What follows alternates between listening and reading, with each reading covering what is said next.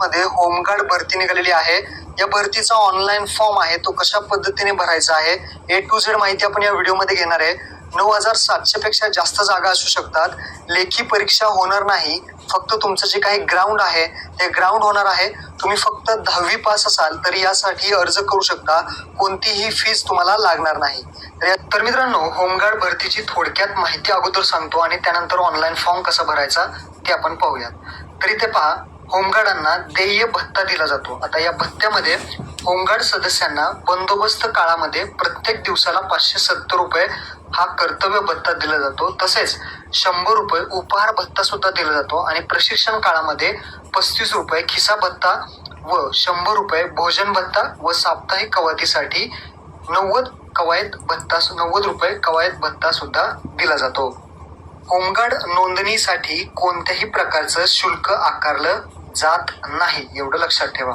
आता तुम्ही म्हणाल होमगार्ड भरतीचे काय फायदे आहेत, तर सैनिक गणवेश परिधान करण्याचा मान व विनाशुल्क सैनिक प्रशिक्षण दिलं जातं। संघटनेमध्ये सलग 3 वर्ष सेवा करणाऱ्या व 60% उपस्थित असणाऱ्या होमगार्ड राज्य पोलीस दलामध्ये, वन विभागामध्ये, अग्निशमनात 5% जे काही आरक्षण आहे ते सुद्धा असतं। त्यामुळे महत्वपूर्ण ही होमगार्ड भरती आहे। प्रथमोपचार, अग्निशमन, विमोचन यासारख्या जे काही विषयाचे प्रशिक्षण घेण्याची संधी सुद्धा मिळते। अशा प्रकारचे हे फायदे आहेत आणि त्यासोबतच गौरवस्पद कामगिरी केल्यास विविध प्रकारचे पुरस्कार दिले जातात। शेती, स्वतःचा व्यवसाय, नोकरी इत्यादी सांभाळून सुद्धा आपण देश सेवा करण्याची संधी मिळते। तसेच आता याचे काही नियम आणि अटी आहेत ते समजून घ्या। होमगार्डची काही पात्रता आहे। पात्रता जर पाहिली तर कमीत कमी तुमची 10वी उत्तीर्ण असणं गरजेचं आहे, म्हणजे 10वी पास असणं गरजेचं आहे। त्यानंतर दुसरं शारीरिक पात्रता सुद्धा आहे। शारीरिक पात्रतेमध्ये तुमचं जे काही वय आहे ते 20 वर्ष पूर्ण पाहिजे आणि जास्तीत जास्त 50 वर्षाच्या आतमध्ये पाहिजे।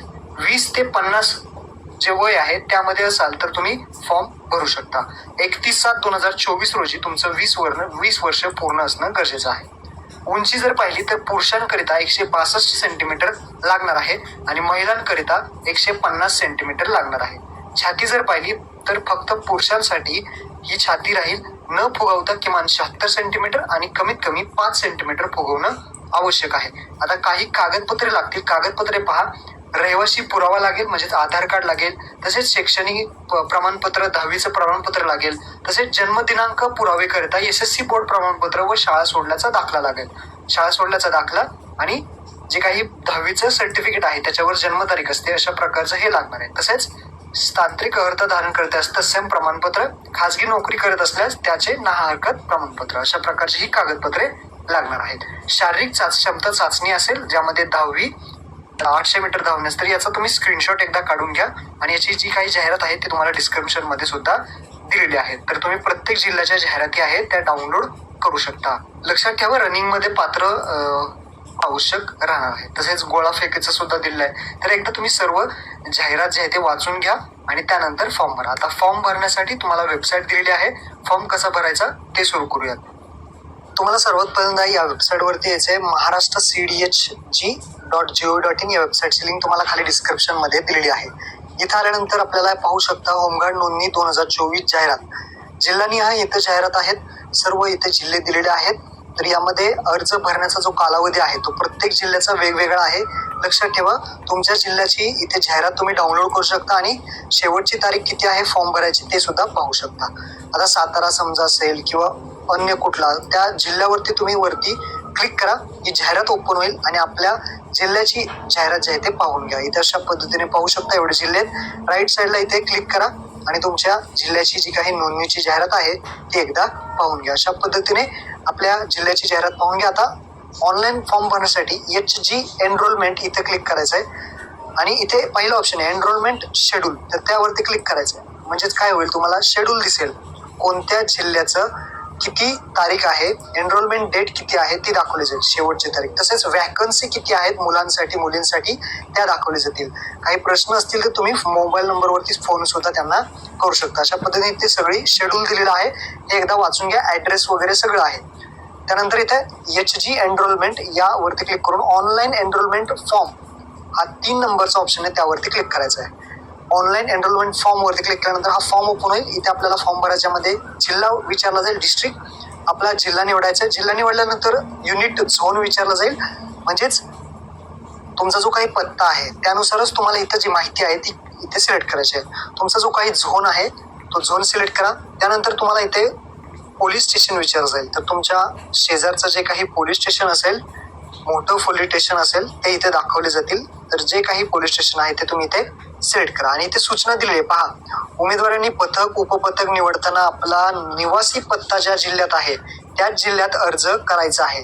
म्हणजे ज्या ठिकाणी तुमचा ऍड्रेस प्रूफ आहे, म्हणजे आधार कार्ड वरती ऍड्रेस असेल, जिथे तुम्ही राहताय त्याच ठिकाणची जी काही माहिती आहे ती सिलेक्ट करायची आहे. जिल्हा, झोन आणि पोलीस स्टेशन ही व्यवस्थित माहिती सिलेक्ट करा, नाहीतर तुमचा अर्ज अपात्र ठरणार आहे. त्यानंतर पूर्ण नाव, फुल नेम टाकायचं. कसं नाव टाकायचं? अगोदर आडनाव, त्यानंतर स्वतःचं नाव, त्यानंतर वडिलांचं नाव इंग्लिश मध्ये टाकायचं आहे. आडनाव, स्वतःचं नाव आणि वडिलांचं नाव. त्यानंतर आधार कार्ड नंबर विचारला जाईल, तर इथे आपला आधार कार्ड नंबर व्यवस्थित टाकून घ्या. नंतर जेंडर, मेल फिमेल ते टाकायचंय. त्यानंतर एज्युकेशन तुमचं काय झालंय, 10वी झाली, 12वी झाली, ग्रॅज्युएशन झालंय, पोस्ट ग्रॅज्युएशन झालंय, जे काही झालंय ते इथे सिलेक्ट करा. परमनंट ऍड्रेस विचारला जाईल. तुमचा जो काही परमनंट ऍड्रेस आहे जिथे तुम्ही राहता तो परमनंट ऍड्रेस इथे पूर्णपणे या बॉक्समध्ये तुम्हाला टाकायचा आहे. त्यानंतर प्रोफेशन विचारलं जाईल. तुम्ही आता काय काम करताय?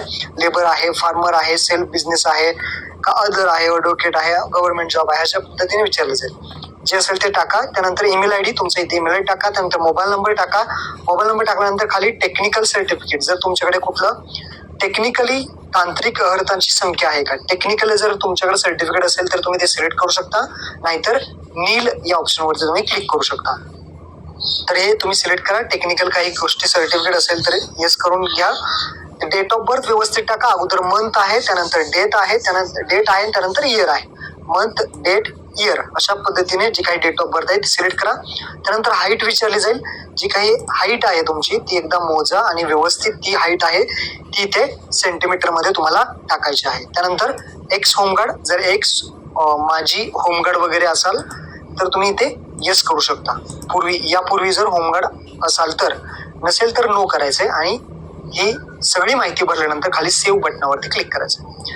तर अशा पद्धतीने ही सगळी माहिती भरायची आहे. तर मी इथे सगळी माहिती भरली आहे. आता मी खाली सेव्ह बटनावरती क्लिक करतो. सेव्ह केल्यानंतर पाहू शकता record added successfully, record added successfully येईल, म्हणजे तुमचा फॉर्म सबमिट झालेला आहे. आता आपल्याला फॉर्मची प्रिंट काढायची आहे. प्रिंट एनरोलमेंट फॉर्म प्रिंट काढायला विचारले, आधार कार्ड नंबर आणि बर्थ डेट टाकायची आहे. तर तो ऑप्शन इथे सुद्धा आहे. एचजी एनरोलमेंट मध्ये शेवटून दुसरा print registration form, print registration form वरती आल्यानंतर इथे आधार कार्ड नंबर टाका, बर्थ डेट जे आहे ते तिथं व्यवस्थित टाका आणि सबमिट करा. तुमचा जो फॉर्म आहे तो इथे प्रिंट काढण्यासाठी येईल.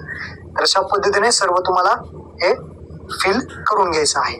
आणि याची जी प्रिंट आहे ती प्रिंट काढून घ्यायची आहे. यामध्ये जर काही प्रिंट काढल्यानंतर फोटो वगैरे असेल तो चिटकवायचा आहे. आणि जे काही ऍड्रेस असेल त्या ठिकाणी तुम्हाला जे काही होमगार्डची भरती होणार आहे, जे ग्राउंड होणार आहे त्या ठिकाणी तुम्हाला फिजिकल टेस्ट आहे तुमची, म्हणजेच ग्राउंड, त्या ठिकाणी तुम्हाला हे घेऊन जायचं आहे.